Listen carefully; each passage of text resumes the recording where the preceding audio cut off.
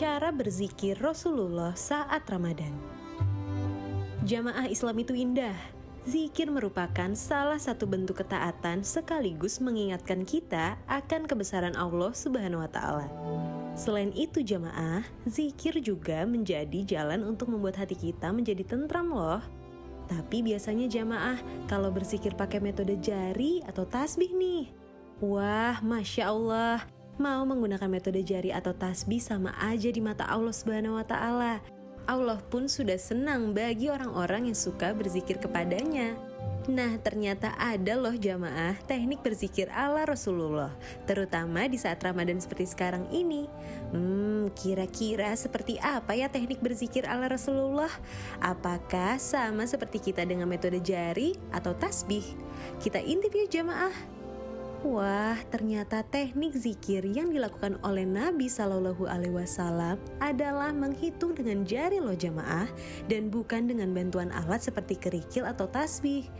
Dari Abdullah bin Amri bin Ash radhiyallahu anhuma, beliau menceritakan, saya melihat Rasulullah Shallallahu Alaihi Wasallam menghitung zikir beliau dengan tangannya.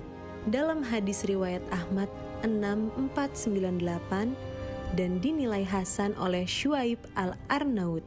Kemudian dari seorang sahabat wanita, Yusrairoh radhiyallahu anha, beliau mengatakan anggota badan yang kanan untuk hal yang baik.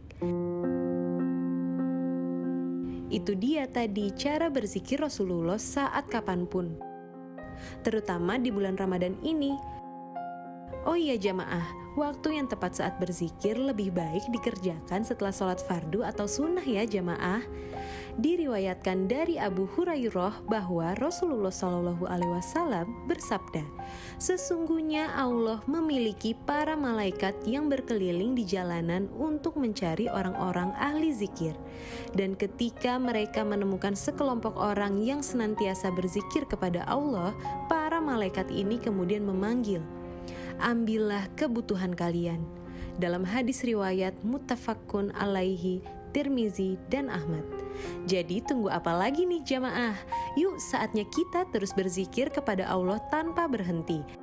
Dan jangan lupa kalau bisa yuk kita terapkan seperti Rasulullah, yaitu berzikir didahului menggunakan jari kanan.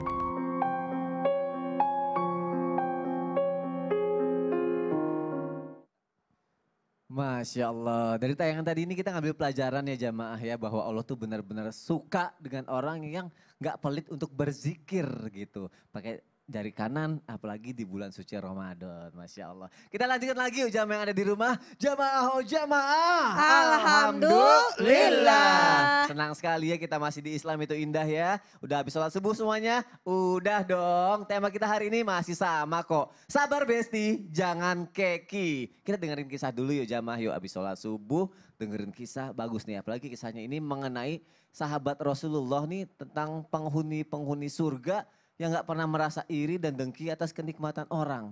Jadi kalau gak iri dengki masuk surga.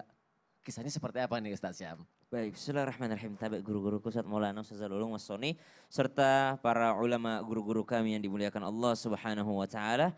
Bismillahirrahmanirrahim. Alhamdulillahirabbil alamin. Allahumma salli ala sayyidina Muhammadin nabiyil ummi wa ala alihi wa sahbihi wasallam. Allahumma inna nas'aluka ridhaka wal jannah wa na'udzubika min sakhatika wan nar. Allahumma innaka 'afuwun tuhibbul 'afwa fa'fu anna ya karim. Suatu ketika dikisahkan dalam kitab Az-Zuhdu karya Ibnul Mubarak, dalam riwayat disebutkan Sayyidina Anas bin Malik radhiyallahu anhu warda, beliau diceritakan sedang duduk dengan baginda Nabi SAW dan sahabat yang lainnya di dalam masjid.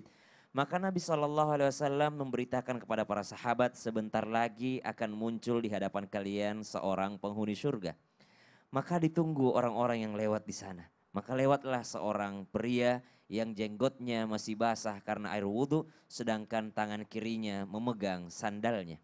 Kemudian hari yang kedua, Nabi SAW lalu memberitakan kepada para sahabat, dari pintu itu akan lewat seorang penghuni surga. Maka lewatlah lagi orang yang sama.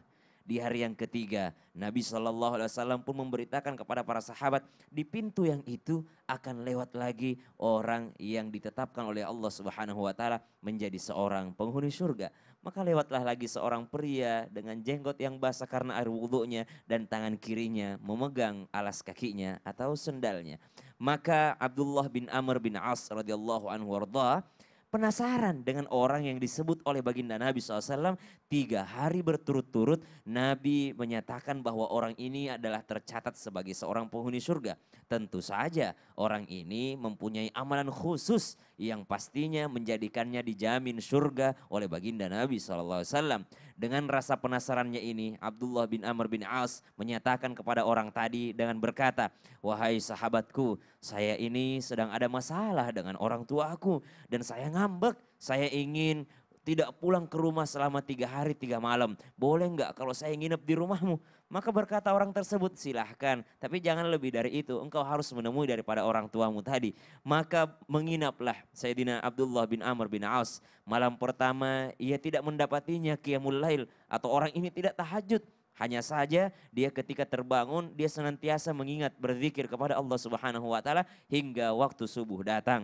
Malam kedua pun demikian, tidak ada amalan khusus yang dilakukannya. Malam ketiga ia melihat-lihat, baca Qur'annya biasa, sedekahnya pun biasa, sholatnya pun biasa, sholat sunnahnya pun paling hanya beberapa. Maka Abdullah bin Amr bin As mengatakan, apa yang spesial dari orang ini? Tanpa tertahankan lagi rasa penasarannya, Sayyidina Abdullah bin Amr bin As mendatangi orang tadi dengan mengatakan, "Sahabatku, maafkan daku. Aku datang ke sini bukan karena berkelahi berantem dengan orang tuaku. Hanya saja 3 hari berturut-turut Rasulullah Sallallahu Alaihi Wasallam setiap engkau mau memasuki masjid, Rasulullah bertanya kepada kami, maukah kalian melihat penghuni surga? Dan ternyata orang itu adalah dirimu. Saya datang ke sini hanya untuk melihat apa amalan khususmu." Berkata orang tersebut, "Ya seperti biasa, tidak ada amalan khusus saya. Alhamdulillah kalau Nabi menyatakan hal tersebut, saya merasa bahagia. Tapi seperti yang engkau lihat, saya tidak mempunyai amalan yang melebihi amalanmu. Saya tidak mempunyai amalan yang melebihi sahabat yang utama yang lainnya.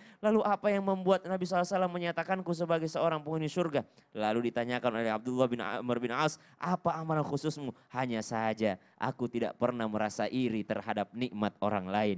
Maka ternyata hal inilah yang membuatnya divonis oleh baginda Nabi SAW sebagai seorang penghuni surga, namun jasadnya masih ada di dunia. Wallahu ta'ala alam. Masya Allah, masih banyak ada orang yang ibadah, tapi mungkin yang iri dengkinya itu yang susah dihilangkan Aduh, itu ya. subhanallah, khawatirnya gitu. Khawatirnya gitu ya, mungkin itu yang Iya. membedakan dengan yang lainnya, Masya Allah. Terima kasih Ustaz Syam Sama-sama, untuk kisahnya. Semoga bisa menginspirasi kita ya jamaah yang ada di rumah ya. Kita lanjutkan lagi mengenai keki ini. Aku mau nanya sama Ustazah Lulung. Ya. Ustazah Lulung, pernah ada yang nanya sama aku gini, "Son, lo pernah gak sih iri keki dengan apa yang didapat sama orang lain gitu kan?" Pernah banget, apalagi Oh, perempuan. Wah, kan pernah kan? Oh iya. Mungkin ada yang kayak gitu ya. Ada Ada juga mungkin. mungkin yang jawab, "Oh selalu dong," Iya, gitu ya. iya, Wah, itu iya. lebih parah lagi ya. Nggak, Parah banget itu, parah, tiap jangan. hari. Padahal tadi kita belajarin sama-sama nih kalau misal kita boleh iri, kalau itu bisa memotivasi diri kita seperti yang disebutkan sama Ustaz Syam tadi. Nah caranya, pasti jamaah pengen tahu, biar kita bisa irinya menjadi motivasi buat diri kita sendiri jadi lebih baik. Itu bagaimana Ustazah Lulung? Baik, mohon Mohon izin penjelasannya, Ustaz, Ustazah. Ustaz Sam, Kak Soni. Jamaah. Ye, Oh jamaah. ye. Alhamdulillah. Ngomongin soal iri, siapapun pasti punya rasa iri. Dari sejak zaman Nabi Adam sampai sekarang ini banyak orang iri. Masalahnya, boleh gak sih kita iri? Boleh-boleh aja, asalkan untuk motivasi. Bukan untuk yang namanya menghancurkan nikmat yang orang punya. Ingat, roda itu berputar. Kadang di atas, kadang di bawah. Jadi kalau kita pengen punya rasa iri tapi bukan untuk yang namanya menghancurkan orang lain. Tapi sebagai motivasi yang pertama. Ini insya Allah nih ya kita coba dalam diri kita. Karena apa ya, ada tuh pernah tuh ya ada satu film ya yang menceritakan tentang 7 dosa utama. Salah satunya adalah iri. Iri ini adalah suatu dosa yang sangat kekanak-kanakan. Kenapa? Orang punya emas dia yang kegatelan tangannya. Orang punya AC dia yang masuk angin. Nah ini nih, jadi kita pertama lihat ke dalam diri kita. Jangan lihat ke orang lain. Jangan kita fokus sama apa yang orang punya. Harusnya kita fokus sama apa yang kita punya. Mungkin dia punya sesuatu karena dia telah berusaha. Kita belum atau belum waktunya. Udah jelas di dalam Al-Quran dinyatakan walau basatallahu rizqoli ibadihi la fil ardi. Kalau Allah samain semua pembagiannya, rezeki-rezekinya sama, pasti ada orang yang bagau fil ardi. Pasti akan ada orang yang melampaui batas di muka bumi. Jadi mungkin Allah bilang kamu belum pantas, maka kamu belum dikasih. Bayangin kalau dikasih ntar belum apa kok dia, ya kan kena kipas angin. Kena kipas angin. Karena dia namanya juga makanya biar nggak latihan mampu. dulu ya. Latihan dulu ya kan. Ini yang pertama. Jadi di sini lihat ke dalam diri, jangan lihat ke orang lain. Bahwasanya Allah kasih kita nikmat sesuai dengan ukurannya. Ya kita ngeliat orang lain cuman hari itu doang sih, permukaan doang. Coba lihat perjuangannya.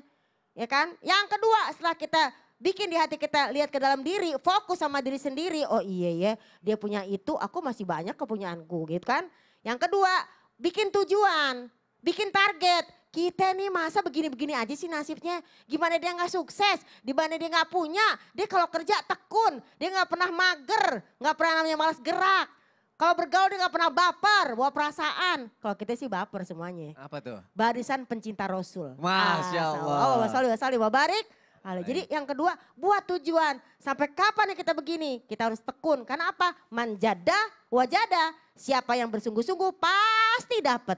Dengan izin Allah Subhanahu wa ta'ala. Dan yang ketiga konsisten. Jangan orang ngelihatnya wah cepat banget berhasil. Enggak cepat. Semua itu tidak yang namanya hanya membolak-balik telapak tangan. Lama. Nikmatin prosesnya ya. Ini Ustadz Sam nih, kita ngiring bisa ngaji. Belajar dulu berapa tahun Pak Ustadz? Berapa tahun dari coba? Kecil kayaknya. Tahu dari suluk SD kayaknya. Semua udah SD. Jangan lihat ketika udah jadinya aja, proses yang seperti itunya dulu. Masya Allah. Terima kasih ya Ustazah Lulung ya. Sama-sama. Jadi makin banyak nih jamaah yang termotivasi nih, Masya Allah ya. Masih bersama kita ya jamaah ya. Harus sayang loh kalau sampai kelewatan loh. Apalagi nih sekarang nih aku mau ngebacain lagi nih pertanyaan dari jamaah ya. Siap-siap lagi yuk kita masuk ke segmen Tanya Dong Ustadz. Kami semua tanya dong Ustadz. Masya Allah. Bagus suaranya Mas. Pertanyaan selanjutnya ya. Dari Instagram hamba Allah. Assalamualaikum Ustadz, Ustazah. Aku suka kesel deh sama kakak saya yang gampang banget terpancing sama temennya. Kakak saya itu keki dengan pekerjaan temennya yang dikit-dikit keluar kota, bahkan keluar negeri mulu. Bagaimana cara bilanginnya Ustadz, Ustazah? Kadang baru ngomong satu kata, kakak saya langsung nyerocos panjang kali lebar. Waduh. Baik jamaah akan dijawab melalui tausiah oleh guru kita Ustadz Maulana. Silakan Iya, Ustadz. makasih banyak. Izin Ustaz Sam dan Bunda Lulung. Bismillahirrahmanirrahim. Allahumma salli ala Sayyidina Muhammad wa ala Sayyidina Muhammad. Allahumma innaka afuwwul karim. Tuhibbul afwa ya karim. Yuk sama-sama jangan menunggu Lailatul Qadar itu datangnya di 10 terakhir. Tapi dari awal Ramadan kita senantiasa menghidupkan malam-malam Ramadan. Karena mudah-mudahan kita mendapatkan yakni malam Lailatul Qadar. Tidak mungkin kalau tidak ada persiapan. Nah, salah satunya adalah bagaimana kita bisa, tadi sudah di Gipta dan sebagainya, itu luar biasa. Iri dengan berlomba-lomba dalam kebaikan. Bagaimana cara mengingatkan orang yang gampang terpengaruh. Yang jelas sebelum kita ingatkan orang, coba kita perbaiki diri kita dulu. Jadi terima takdir Allah. Terima takdir Allah. Buat diri kita nih. Terima takdir Allah, syukuri atas apa yang Allah berikan. Hitung betapa banyak nikmat yang telah Allah berikan kepada kita. Dan mohon maaf, lihatlah orang di bawah kita, masih banyak orang yang lebih menderita. Kita masih lebih beruntung. Jadi banyak-banyak bersyukur. Nah, kalau untuk mengingatkan orang itu tidak mudah. Karena melalui banyak proses. Karena mengingatkan orang itu luar biasa. Harus ada niat yang tulus. Bukan niat untuk bahwa kita lebih baik daripada mereka. Apalagi adik yang mau menasihati kakaknya. Anak yang mau mengingatkan orang tuanya. Mohon maaf ya, ia lebih muda mau ingat yang lebih tua. Dengan ilmu tentunya. Dengan ilmu. Dengan ilmu, Masya Allah. Kita baca buku di dekat orang yang kita menasihati. Ih, bukunya bagus nih. Mau membaca dong. Jadi teknik adalah dengan cara memberikan. Kalau sekarang kan memberikan link tausiah dan sebagainya. Apalagi berakhlak dan lemah lembut. Ada tata caranya. Sebagaimana Hasan Hussein mengingatkan seorang kakek yang salah cara berwudunya. Dengan cara ngadain prakmen. Yakni Hasan dan Hussein. Hussein melakukan wudunya sama dengan kakek itu. Kemudian Hasan menegurnya. Dan itu dengan cara yang tepat. Dan bukan untuk mencela. Bukan untuk mempermalukan orang. Nah, jadi jangan juga kita nasihati orang, ingatin orang di depan orang banyak. Harus dirahasiakan berdua. Jangan kalau di depan banyak orang itu sama dengan mempermalukan. Lalu harus sabar. Sabar gimana ya? Sebenarnya sih. Ya Allah. Enggak, ini aku kesel gitu. Maaf ya Ustadz tadi jadi agak gak fokus dengerin Ustadz tahu sih ya gitu. Aku lagi bahas masalah sepatu nih, makanya aku banting. Aku ngomong sama temen aku gak niat pamer ya. Aku cuma bilang, nih sepatu gue nih mahal, 20 juta nih limited edition. Di Indonesia gak ada gitu. Dia tanggepinnya malah marah. Kak Sony gimana saudaranya kagak keki sama Kak Sony, begitu sih caranya. Gimana aku sih? Aku gak niat pamer, dianya aja kayak baper banget Keki. Orang dia aja ngomong bahas masalah liburan aja aku biasa aja gak Keki. Ini nih orang lupa nih kalau udah azan subuh nih. Emosi aja bulan puasa dia. Iya. Aduh gak ngeri batal apa puasanya. Jangan gak mau batal, gak mau batal. Tuh kan? Iya deh biar cooling down dulu. Nanti aku mau nanya lagi ya sama guru-guru ya. Istighfar. Jangan kemana-mana dulu deh, aku pengen cooling down dulu. Tetap di Islam itu indah, ya nggak lama kok. Jamaah Alhamdulillah. Astagfirullah.